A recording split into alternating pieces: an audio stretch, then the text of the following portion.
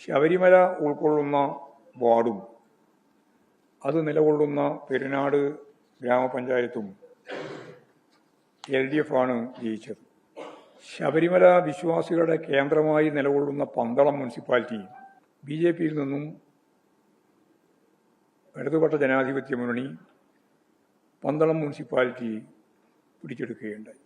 വമ്പിച്ച പണക്കൊഴുപ്പും മാധ്യമങ്ങളെ ഉപയോഗപ്പെടുത്തിയുള്ള കള്ളപ്രചരണവും നടത്തി BJP കഴിഞ്ഞ തവണത്തേക്കാൾ കൂടുതൽ വാർഡുകളിൽ മത്സരിച്ചിരുന്നു. കഴിഞ്ഞ തദ്ദേശ സ്വയംഭരണ സ്ഥാപനങ്ങളിൽ അവർക്ക് 15.56% വോട്ട് ലഭിച്ചിരുന്നു.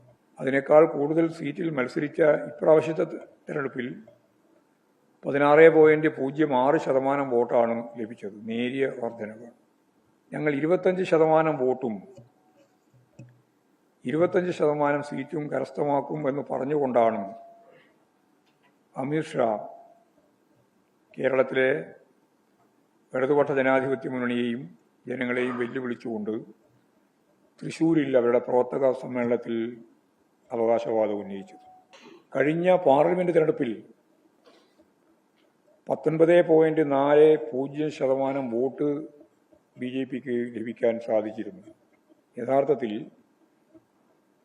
ആ വോട്ട് ഇപ്പോഴും കുറഞ്ഞ് 16.06% കുറഞ്ഞു നിൽക്കുന്ന നിലയാണ് ഉണ്ടായത്.